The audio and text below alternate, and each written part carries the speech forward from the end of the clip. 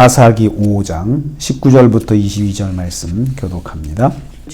오늘 말씀도 계속해서 드보라와 바락의 찬양을 내용을 하고 있습니다. 오늘은 여호와께서 어떻게 역사하셨는지 찬양하고 있습니다. 19절 말씀을 보면요, 왕들이 경제적 이익을 얻지 못하게 하셨다. 하나님께서 그 왕들이 전쟁을 통해서 경제적 이익을 얻지 못하게 막으셨다는 것입니다. 전쟁의 이익 중 하나는 승전하는 쪽이, 유익한 쪽이 저 경제적 이익을 얻는다는 것입니다. 그래서 가나안 왕들이 무깃도에서 은을 탈취하지 못했다, 이렇게 말씀하고 있습니다. 무깃도는 고대의 무역로가 교차하는 지점이었습니다. 그래서 무깃도에서는 항상 고대부터 현대까지 전쟁이 끊이지 않았습니다. 그래서 요한계시록은 나중에 이 무깃도에서 큰 전쟁이 일어난다라고 그렇게 말씀하고 있습니다. 가나안을 통과하는 무역상들이 반드시 지나가는 곳이기 때문에 일단 거기를 막으면 무역상들로부터 통행세를 받습니다. 그리고 무역상들이 가지고 있는 물건들을 약탈할 수도 있죠. 그러니까 그 무역상들이 어디서 오느냐? 이집트에서 출발하는 거예요. 이집트에 출발해서 저쪽에 바벨론 쪽으로 넘어가는 무역상들입니다. 그러니까 그 무깃도에서 지금 전쟁을 한다고 하는 것은 그 무역상들의 모든 것들을 다 자기 사유할 수 있는 그런 길이 되는 거예요. 그래서 그곳을 장악해서 군비도 되고 그러면서 전쟁도 이제 승기를 잡는 것이 무깃도에서 그 자리를 잡는 것입니다. 그런데 이곳을 장악한 왕들이 무슨 일인지 경제적 이익을 얻지 못하고 은을 탈취하지 못하고 있습니다. 여기 말씀을 보면 단어가 탈취하지 못했다는 것은 안 한 것이 아니고 못한 것은 강제적으로 안 된 것을 말하잖아요. 그러니까 누군가가 그걸 못하게 하고 있어요. 그게 바로 하나님이죠. 하나님께서 그들이 은을 탈취하지 못하게 만드신 거죠. 분명 이상하게도 무깃도를 장악해서 전쟁을 장악하고 있는데 빈손이 되고 있는 거예요. 하나도 얻지 못하는 거죠. 어떻게 하셨는지는 구체적으로 알 수 없지만 그들이 그곳에서 은을 탈취하지 못하도록 경제적 이익을 얻지 못하도록 하나님께서 막으신 것입니다.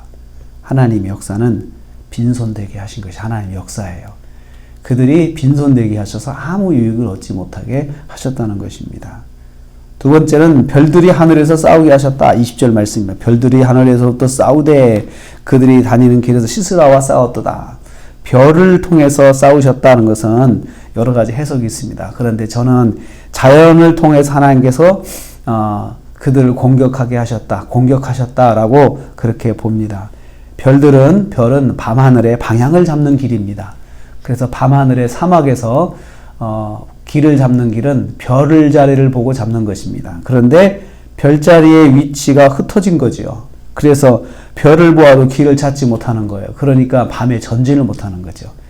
저녁을 사막에서 낮에는 뜨거우니까 낮에는 활동을 못하고 저녁에 이동을 하는 거죠. 전쟁을 하려면. 그런데 이동할 때 그 옛날에는 뭐 나침반이 있었습니까? 아무것도 없었죠. 그러니까 별자리를 보고 이동을 하는데 별자리를 가지고 이동을 못하게 하신 거예요. 별 보고 갔는데 딴 곳에 간 거예요. 그런 거죠. 그래서 야간 작전을 못하게 하신 것입니다. 하늘의 별뿐입니까? 여호수아의 가나안 정복전쟁 중에서 여호와께서 태양과 달도 멈추게 하셨습니다. 태양과 달도 하나님 위해서 하나님 명령에 순종하게 하신 거죠. 여호수아 10장 12절 말씀에 태양아 멈춰라, 달아 멈춰라 할 때 하나님께서 그렇게 하신 것입니다. 자연 만물의 주인이신 하나님을 찬양한 것입니다. 하나님께서 이렇게 자연을 통해서 우리를 역사에 우리를 도우셨어 하고 찬양하는 거죠. 그러니까 이 드보라와 바락의 찬양 중에는 하나님의 역사에 대해서 구체적으로 언급하면서 구체적인 내용으로 하나님을 찬양하는 것을 볼 수가 있습니다. 하나님은 해, 달, 별, 만물의 주인이십니다. 이렇게 선포하고 있는 것입니다. 세 번째는 강을 표류하게 하셨습니다. 21절 말씀에 기손강이 범람하였다라고 했습니다. 자, 범람하려면 어떻게 해야 돼요? 비가 많이 와야 돼요. 비가 와서 강변이 다 물에 빠지는 거죠. 그런 것처럼 강이 표류했다. 범람해가지고 그 가나안의 주력이 전차거든요. 전차가 무거우니까 바퀴가 푹푹 빠지는 거예요. 그냥 달릴 수가 없는 거죠. 그래 상대적으로 가나안의 주요 무기인 전차가 무용지물 되게 하셔서 이 틈을 타서 이스라엘이 공격하였다라는 것을 말씀합니다. 하나님은 자연환경을 통하여 이스라엘을 대신해서 싸우게 하셨습니다. 상대의 전략을 무용하게 만드신 것이죠. 하나님은 이처럼 하나님의 방법으로 성도를 도우십니다. 어려운 여건 속에서도 하나님을 의지하면 하나님께서 하나님의 방법으로 역사하신다는 거죠. 성도는 하나님의 이 도우심에 대해서 구체적으로 기억하고 찬양해야 됩니다. 우리가 하나님의 은혜를 입고 나면은 구체적으로 하나님께서 이렇게 역사해 주셨어. 하나님께서 이렇게 역사해 주셨어. 기억을 하고 더 구체적으로 하나님을 찬양하는 것이 우리 성도가 해야 할 일입니다. 오늘도 우리가 하루를 삽니다. 하나님께서 구체적으로 역사하신 것을 두부라가 찬양한 것처럼 우리도 오늘 하루를 살면서 하나님이 우리에게 역사하신 것들에 대해서 찬양하기를 원합니다.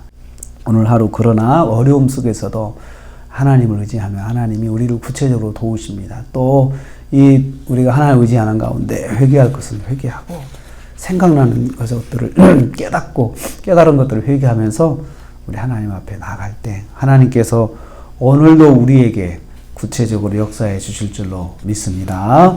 기도하겠습니다.